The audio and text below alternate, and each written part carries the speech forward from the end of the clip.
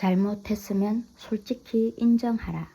우리 집에서 얼마 떨어지지 않은 곳에 원시림이 넓게 펼쳐져 있는데 봄이 되면 산딸기가 향기롭게 흰꽃을 피우고 다람쥐가 보금자리를 만들어 새끼를 기르고 잡초들은 말의 키만큼 무성해진다. 이 자연 그대로의 숲을지대를 숲의 공원이라고 불렀다. 겉으로 보기에는 콜럼버스가 신대륙을 발견한 당시와 별로 다를 바 없는 것 같았다. 나는 보스턴산 불독인 렉스를 데리고 자주 이 공원을 산책했다. 렉스는 사람을 잘 따르고 물지 않는 개였다. 우리는 그곳에서 사람과 마주치는 적이 거의 없었으므로 나는 렉스에게 마스크를 씌우거나 줄로 묶지 않고 데리고 다녔다. 어느 날 우리는 공원에서 말을 탄 경찰관을 만나게 되었는데 그는 자기 권위를 가시하고 싶어 좀이 쑤시는 그런 사람이었다. 공원에서 개를 마스크나 줄로 묶지 않고 풀어놓으면 어떻게 하시겠다는 겁니까? 경찰관은 나에게 시위했다. 위법행위라는 걸 모르십니까?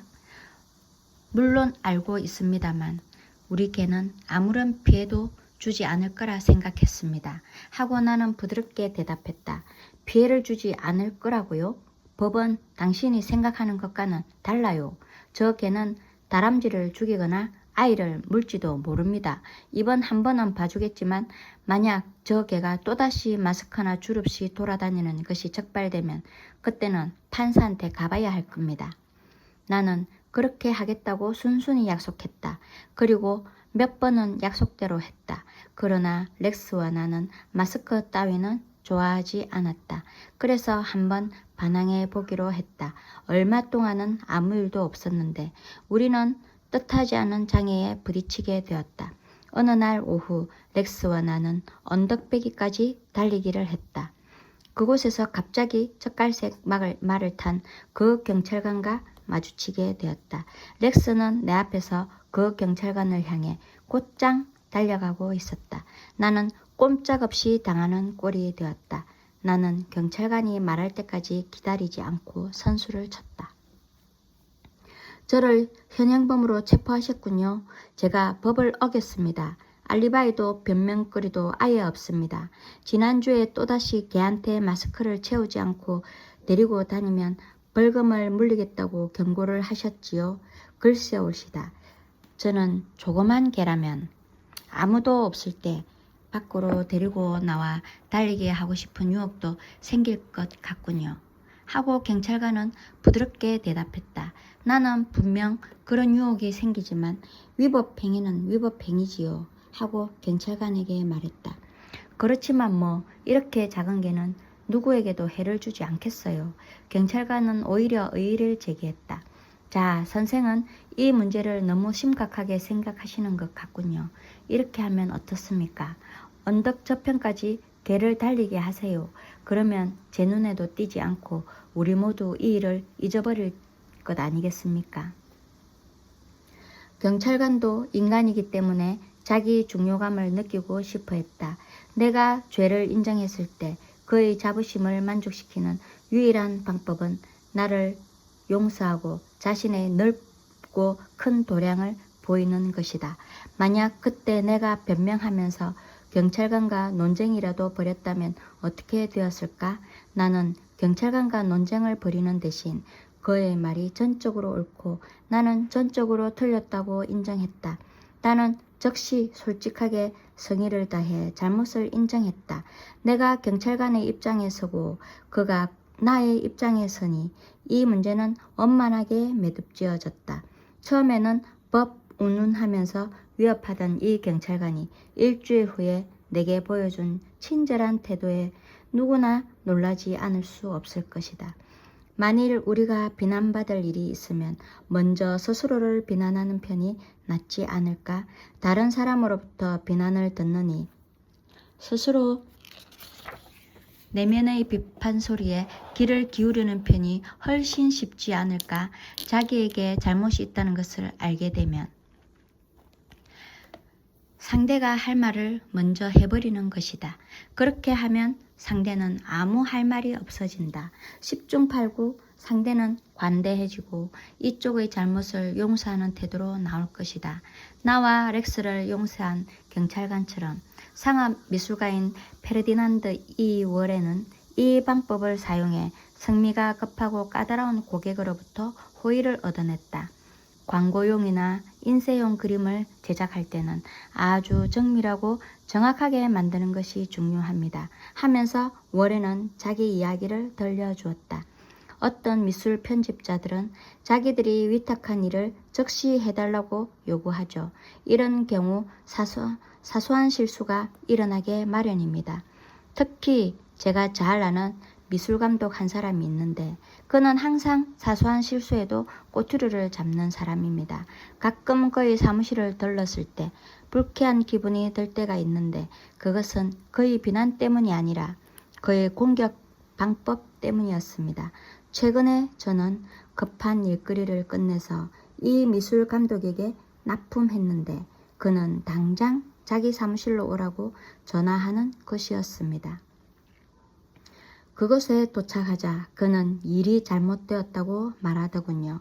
저는 걱정됐습니다. 그는 신랄한 어조로 고소하다는 듯이 비난하고는 왜 이렇게 했냐 하면서 열을 냈습니다. 그동안 제가 공부한 자기 비판을 활용할 기회가 드디어 왔습니다. 그래서 아모개 씨, 당신의 말이 사실이라면 제 잘못이니 실수에 대한 변명은 하지 않겠습니다. 당신을 위한 그림 제작도 이제는 제법 잘할 만큼 되었는데도 이러니 제 자신이 참으로 부끄럽습니다. 라고 말했습니다. 그러자 그는 저를 곧바로 옹호하기 시작했습니다. 네, 그래요. 당신이 말이 옳지만 그래도 실수는 아닙니다. 다만 저는 그의 말문을 막았습니다. 실수엔 결과적으로 희생이 따르는 법이고 사람을 짜증나게 하죠. 그가 뭐라고 말을 하려 했지만 저는 가로막았습니다. 정말 신나는 경험을 했죠. 난생 처음으로 저는 스스로를 꾸짖고 있었는데도 굉장히 신이 났습니다. 제가 좀 더 주의를 기울였어야 했는데 정말 유감입니다. 하고 말하면서 저는 계속 말을 이어갔습니다. 저에게 일거리를 많이 주셨으니 당연히 일을 잘 해드려야 했습니다. 그러니 이 그림은 다시 그려드리겠습니다. 아니요, 괜찮아요. 하고 그가 항의하듯이 말하더군요. 당신에게 그런 수고를 끼칠 생각은 아니었소 하면서 제 일을 칭찬하더니 약간의 수정만 하면 되고 이런 사소한 일로 회사에 아무런 손해날 일도 없을 뿐 아니라 단지 세부적인 부분에 대한 실수이므로 걱정할 필요가 없다고 저를 안심시켜 주더군요. 제 자신에 대해서 열심히 비판함으로써 그 사람과 싸울 일이 모두 사라져 버렸던 것입니다. 그는 결국 저와 함께 점심 식사까지 하고 나서 헤어지기 전에 급여로 수표 한 장과 다른 일거리를 주었습니다. 자신의 실수를 인정할 수 있는 용기는 어느 정도의 만족감을 느끼게 한다. 그것은 잘못과 방어적인 마음을 사라지게 할 뿐만 아니라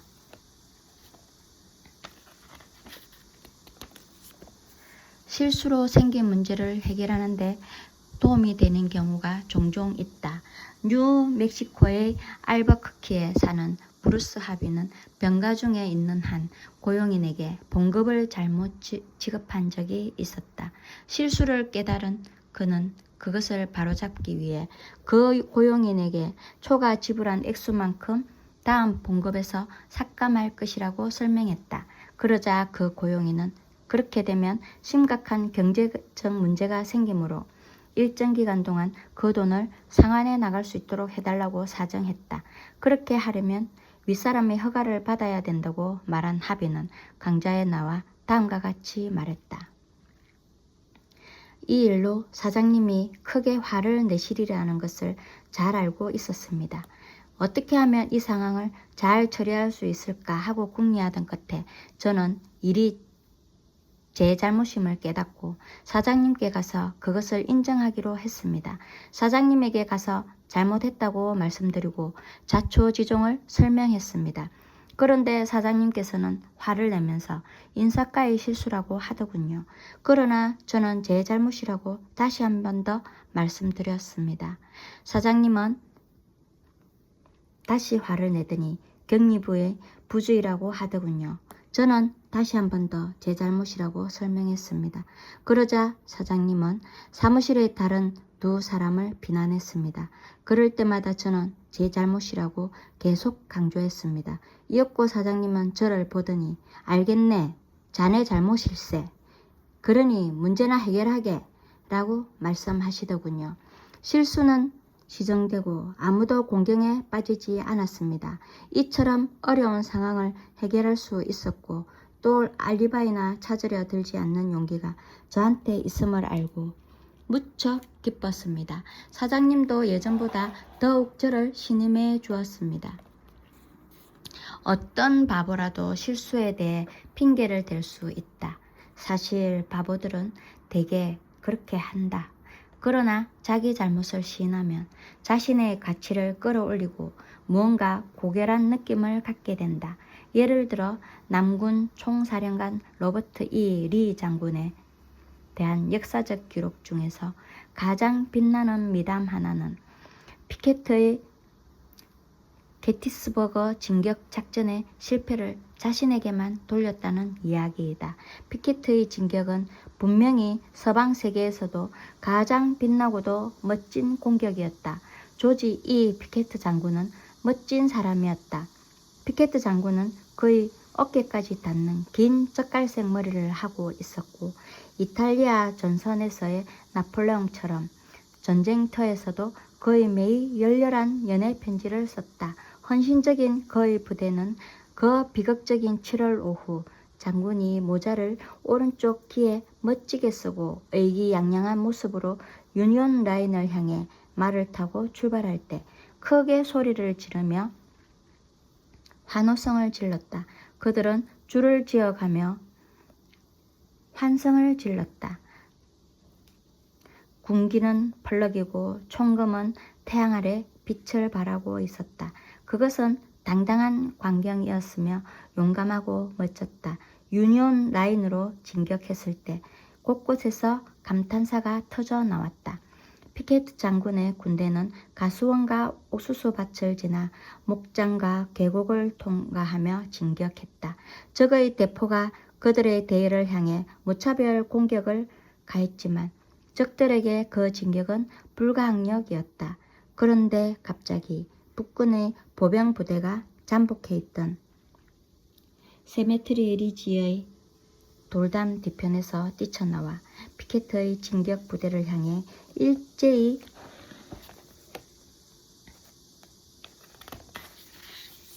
사격을 가했다.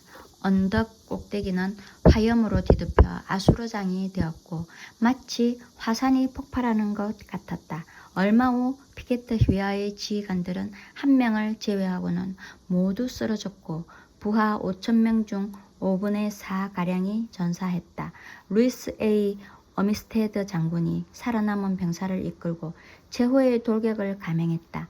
돌담을 뛰어넘어 총금 끝에 모자를 꽂아 흔들면서 돌격하라 돌격하라 하면서 소리 높여 외쳤다.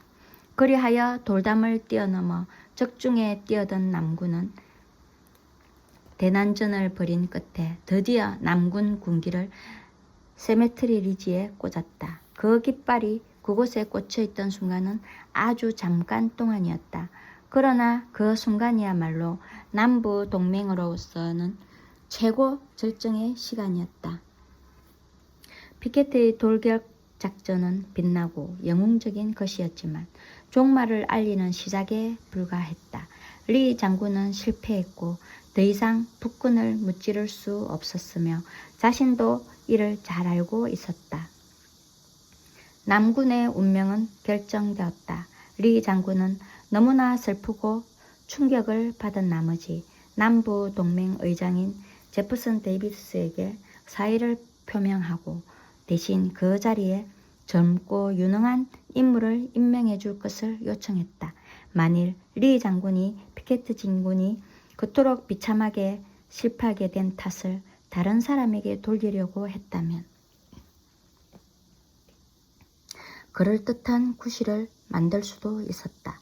사실 그의 실패는 몇몇 부대 지휘관들의 탓이었다. 보병을 지원할 기병대가 적시에 도착하지 않았기 때문에 그 진격은 실패로 끝났던 것이다. 그러나 그는 고결한 사람이었으므로 다른 사람을 책망하지 않았다. 피케트의 패잔병들은 남부 동맹으로 귀대할 때 리 장군은 몸소 나가 엄숙히 자기 반성을 하며 그들을 맞아주었다. 이 모든 것은 내 잘못이요. 전투에 패한 책임은 내가 지겠소 하고 그는 말했다. 이런 말을 할 수 있는 용기와 인격을 갖춘 장군은 역사상 그리 많지 않았다. 홍콩에서 우리 강좌를 담당하고 있는 강사 마이클 챙은 중국 문화가 지닌 특수한 문제점과 이런 것에 대해 옛 전통을 그대로 답습하는 것보다는 새 원칙을 적용하는 것이 때때로 훨씬 유익하다는 사실을 인식해야 한다고 말했다. 그의 강좌에 나온 사람들 중에 여러 해 동안 아들과 사이가 좋지 않게 지내온 한 중년 남자가 있었다. 그는 한때 아편 중독자였지만 지금은 완치되었다. 중국 전통에 따르면 이런 경우 나이 든 쪽이 먼저 나서는 법이 아니기 때문에 이 아버지는 하회할 책임이 자기 아들에게 있다고 생각했다. 강좌 초기에 그는 지금까지 한 번도 본 적이 없는 손자 녀석들에 대해 그리고 얼마나 자기가 아들과의 재결합을 갈망하고 있는지 말했다. 모두 중국 사람인 수강생들은 그의 갈망과 오랫동안 전해 내려오는 전통 사이에서 빚어지는 갈등을 이해하고 있었다. 그는 또 젊은 사람들이 노인을 공경해야 하며 자신이 갈망하는 대로 행동하기보다는 관습대로 아들이 자기를 찾아오도록 기다리는 것이 잘하는 일이라고 여기고 있었다. 강좌가 끝나갈 무렵 이 아버지는 강좌에 나와 다시 이렇게 말했다.